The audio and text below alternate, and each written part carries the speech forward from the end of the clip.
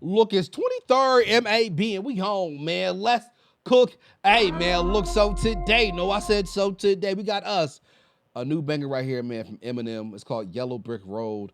I guess this is Eminem's apology to black women or some shit like that. A lot of y'all are sending me this saying that's what happened. I don't know. You know what I'm saying? I guess it was an incident to where he made a song and he was saying some racial slurs. I don't know the full story. If y'all could tell me in the comments, I would really appreciate it because I don't know what the fuck's going on. But I want to check it out. Like button, sub button. Let's get into it. What we have to do is deal with it when these individuals are young enough, if you will, to be saved, not in a religious sense, but not to constitute what this country at times calls their throwaway children. We seem to be approaching an age of the gross. We all have this idea that we should move up a little bit from our parent station, and each generation should do a little bit better. Alright, come on, let's cut the bullshit enough. Let's get it started. Let's start addressing this issue and open it up. Let's take this shit back to the basement and we can discuss statements that's made on this tape and its whole origin of the music that we all know and love, the music we all enjoy, the music you accuse me of trying to destroy. Let's rewind it to '89 when I was a boy on the east side of Detroit, crossing 8 Mile in the Warren in the hit territory. I like to share a story. This is my story and can't nobody tell it for me. Do it like well for me. I'm well aware that I don't belong here. You made that perfectly clear. I get my ass kicked. I love it. I love it. I love it. Yeah, man. Yeah, you made this perfectly clear that I don't belong here. You made that perfectly clear.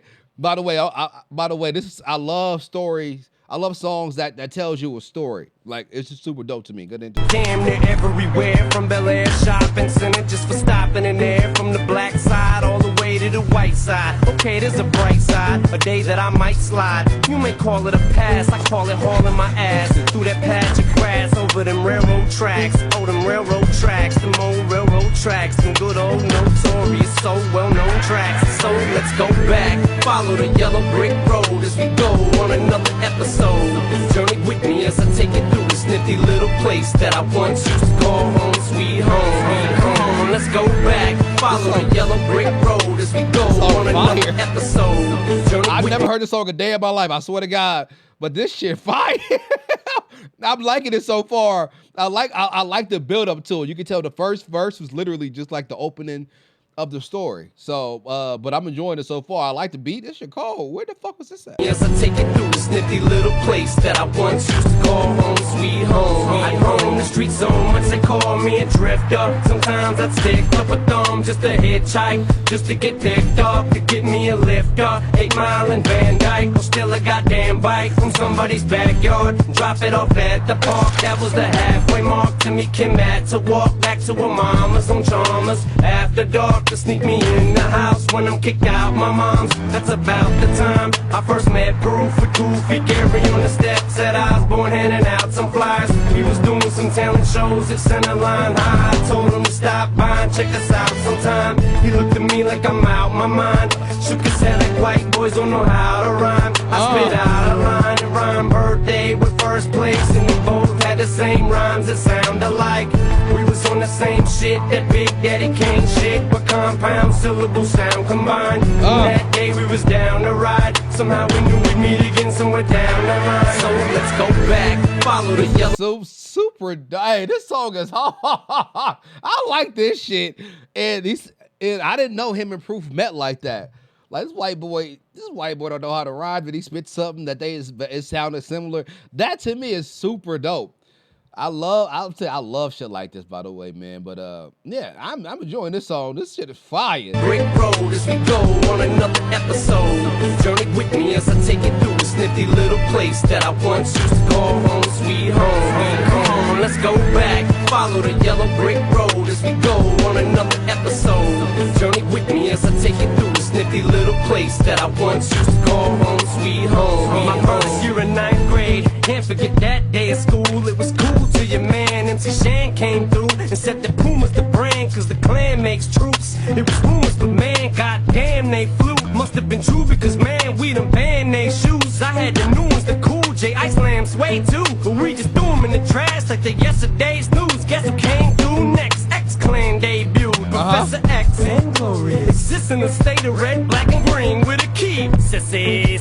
Now with this being a new trend, we don't fit in. Crackers is out with cactus albums. Blackness is in. African symbols and medallions represent black power, and we ain't know what it meant. Me and my man Howard and Butter would go to the mall with them all over our necks like we're showing them off.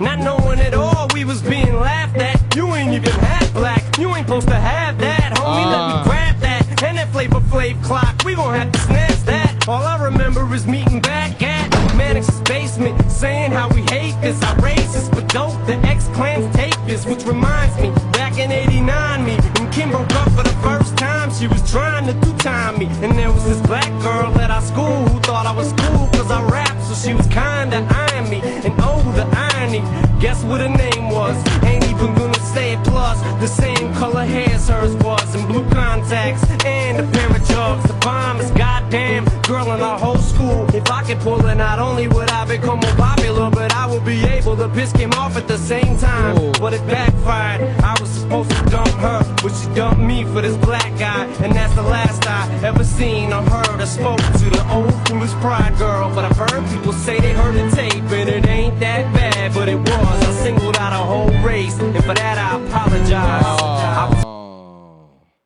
That's deep, though. That's deep. That's deep. That's deep. Okay, I see what happened there. I heard the tape with Benzino, and he apologized for it. He was wrong. He said, I was wrong because no matter what color a girl is, she's still a hoe, which is very true. But when you bash a girl, but you bring up her race, man, that's tough, though. That's tough. He's just lucky he didn't get a lot of slack for it when it came out. Like, I didn't hear no mentions of this at all.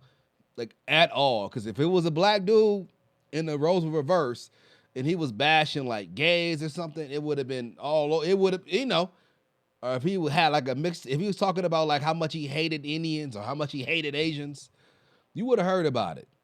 So I'm actually surprised this is kind of kept under wraps. Like, I didn't hear nothing about it.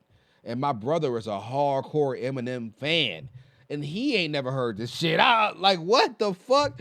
So it's intriguing. It's intriguing. Now, do you forgive him for this?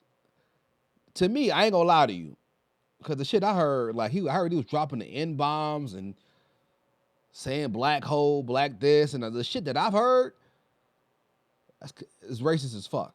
And now I get it. Like, when you young, he was young, and when you young, you say a lot of stupid shit. Cause I've said things that I would never say now. You know what I'm saying? I would never say that shit. So it's kind of a slippery slope, and I see both sides. Like, if you're upset with him for the rest of your life over this, that's on you, man. But me, I do believe in second chances, and this is some fucked up shit. But I actually prefer him making a song rather than him apologizing for it. Like, just going to a stadium and say, hey, I'm sorry, I apologize, I didn't mean it. Like, this right here showed that he gave him the whole breakdown, how it started, what happened, what transpired, and why he did it, the whole nine. And I respect this. I do. Because him getting on the fucking panel at Starbucks and saying, hey, to every black girl, I'm sorry, I was upset, I did this. To me, that's some bullshit. He actually went to the studio, had to rack his brain and think about what he said, think about the story, and he had to kind of relive that moment and put it out there and kind of tell his side of the story. So to me, I prefer this over some boring-ass apology that Benzino wanted him to apologize. I'm like, if he made a whole song about it, that's even better than a fucking apology. This is way better. And it slapped. This song fire fuck. So you get it. It's a win-win for me. Fuck what you talking about, Benzino, you know-neck bitch. Let's go. In our whole school, if I could pull it, not only would I become more popular, but I would be able to piss him off at the same time. But it backfired. I was supposed to dump her, but she dumped me for this black guy, and that's the last I ever seen or heard or spoke to the old foolish pride girl. But I've heard people say they heard the tape, and it ain't that bad, but it was. I singled out a whole race, and for that I apologize. I was wrong, cause no matter what color a girl is, she's still a soul. Let's go back. Follow the yellow brick road as we go on another episode. Journey with me as I take you through this nifty little place that I once used to call home, sweet home. Let's go back, follow the yellow brick road as we go on another episode. Journey with me as I take you through this nifty little place that I once used to call home, sweet home, sweet home.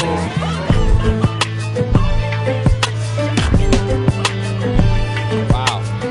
I actually really enjoyed that, man. That song right there showed a lot of maturity from Eminem. He could have easily just been like, not saying shit. He could have just like ignored the entire thing. For him to come out there and put this song out, and this is the first time a lot of people are hearing. This is my first time ever hearing the song, and salute to Eminem, man. It takes a lot of courage to do this. It takes a lot of courage to do this. It does. So, yeah, it's unfortunate, but I know a lot of us. I'm telling you, we from experience, we all been heartbroken and said some shit that we don't really mean, right? Like I've said some things that I regret after a breakup. And I know that I didn't mean it. I was just trying to hurt that one individual. But when you try to hurt somebody, and you're young and you're not thinking it through because you're hurt, you start to get a little reckless. And I feel like that's what happened with Eminem. It's unfortunate, but to me, I'll take this over an apology any day.